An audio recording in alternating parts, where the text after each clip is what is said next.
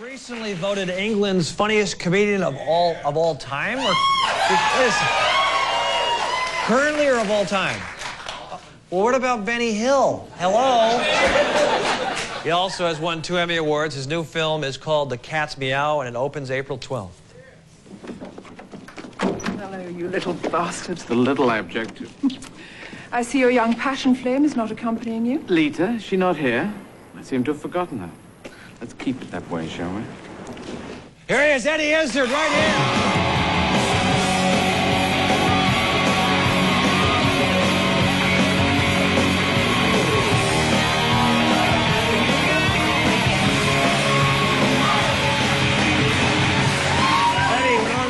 Over in America, I know you drive on a different side, but in America, we sit over next to the host. Well, you know, it's in England we're kind of reserved, and we like a little bit of distance. Yeah. And it throws the cameras. Yeah. By the way, do we have to set up the male lesbian thing, or do we all know that? I know it. Do we need to set up for the young people? Everyone, the Pope knows it. Yeah. You know, he was round my place and he said, "Hey, it's okay." Which means it's okay. It's okay. He's okay. Yeah. He's Polish. But you dress normally in women's clothes. You like the gals, though. They're not women's clothes. They're my clothes, man. I bought them. Wow. It's just a groovy third millennium place where women have total clothing rights. I have total clothing rights. All men have total clothing. We all have, man. Are you uncomfortable in those blue jeans? No, because, you know, I like soccer, too. I'm a soccer and makeup guy.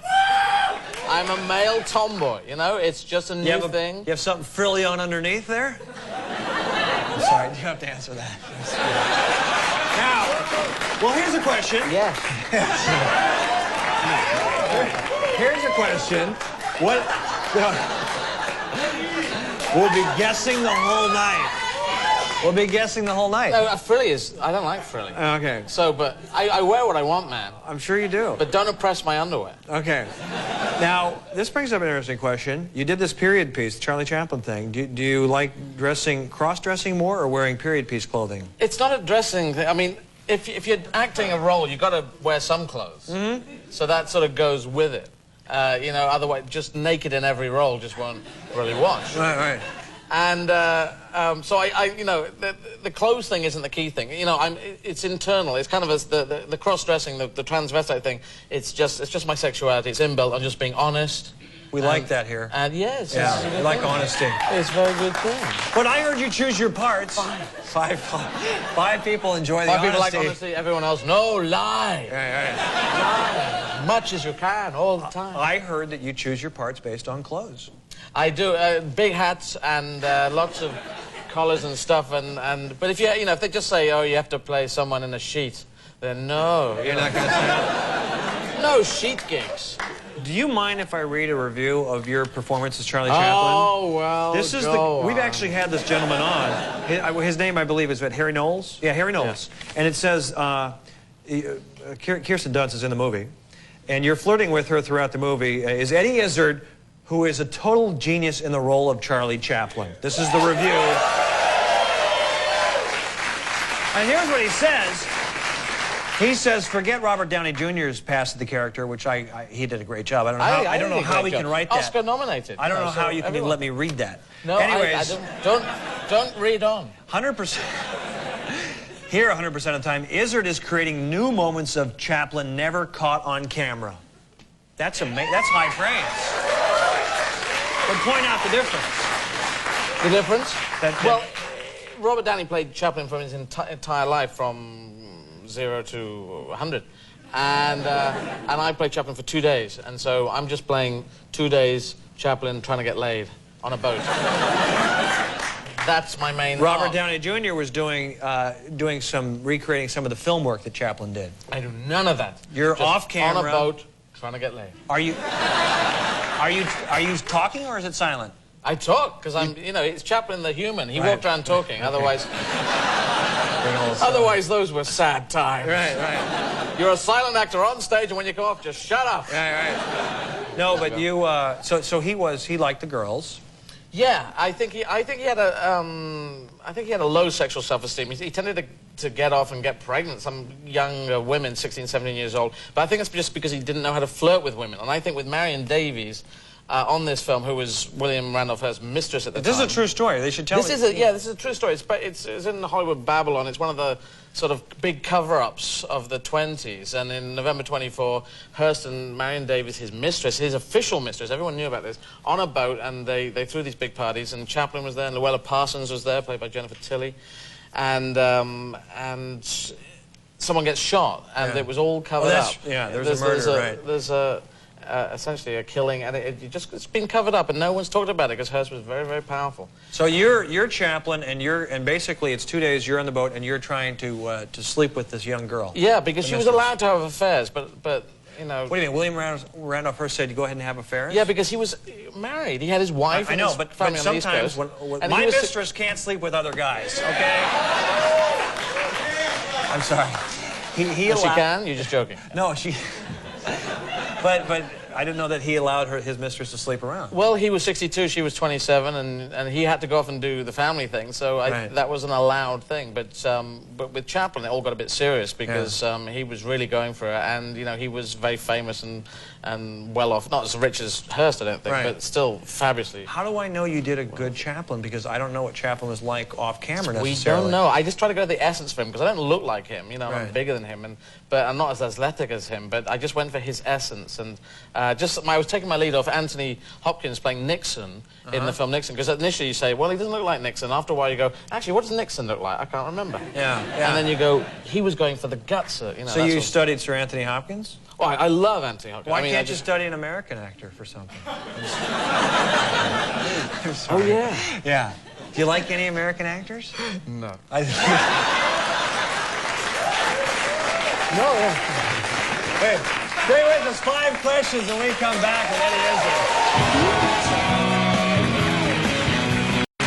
Please, Eddie, I'm putting this down. I'm not reading any more of the review. No, don't. Enough. The next line was good. The next... Congratulations, being voted the funniest man of all time in Britain. You know how many Who conducted the polls? I mean, it was an internet thing, so it was a great honor to have that go in, but, you know, I don't think I am the funniest person in Britain. But if you shoot a few people, then I could get that. There's a few people would have to be shot Who do you think is one of the funniest? Name a few. Well, British. John Cleese, Michael Palin, all of Monty Python. Spike Milligan, who you wouldn't know was a big influence on them. Harry Enfield, I love his stuff. Say Benny for me. Early Benny Hill, yes. Late Benny Hill, no. Okay. Because you know what I mean? Because in America, you can buy early Benny Hill videos, and that has the good stuff. He was doing stuff on artists and European television. It was very advanced. Yeah. And me and my whole family, who are connoisseurs of comedy, were laughing at it. Was he, when he slapped the bald guy, was that funny? That's when he did that once, and then he did it twice and 8 million times. Yeah. And it's in America picked up on it just when we were going, enough of this, please.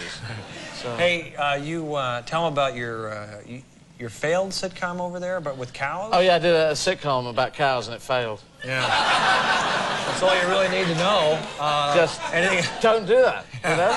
If you got that. Well, we put them in prosthetic. You try to do Planet of the Apes, but in cows. But humans to apes, and with a budget, you can get quite a lot of facial movement and stuff. But humans to cows, there's a lot of body changing, and essentially they couldn't emote in there. Yeah. And we did one pilot, and no. It just at least we can laugh about it. I know. Right. It just sort of went... Was it your idea or was somebody else? It was my idea, and it sort of went like my career went. Boom, wow. Boom. How many years ago was that? 400. Okay. It was before the Ice Age. Okay. Time for 5 questions. Here we go.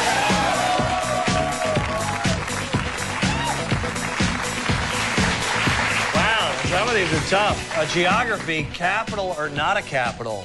Queens, New York. Is that a capital? Is that the capital of New York? Queens, New York, or not a capital? No. That's correct. Albany. Albany is the correct answer. Albany. I'm going to give you the British word. You give me the American word. Okay? Nappies. Diapers. That's correct. Rapid fire. I need 10 seconds on the clock. In 10 seconds, you need to name 5 songs by David Bowie. You ready? Ready? Tell me when you're ready. Yeah. Okay, ready? Go. Heroes. damn. Oh, I can't do it. You're not going to do it. No, You failed. no, I can't do it under 10 seconds. One minute. No, I could name it, but under that pressure, no, I can't. You can do it. No, China I'm- Girl, Let's Dance, Modern Love. Yeah, I know. I can name Fashion. them. I need 15 seconds. Rebel. I thought I'm not going to make it. I know. Changes, Space Oddity. I'm sorry. Okay. Okay, ready? I'm a comedy and You're not good under pressure. film now. Lounge blank. Lounge blank. You ever heard that slang term over here in America? Yeah. What? lounge lizard.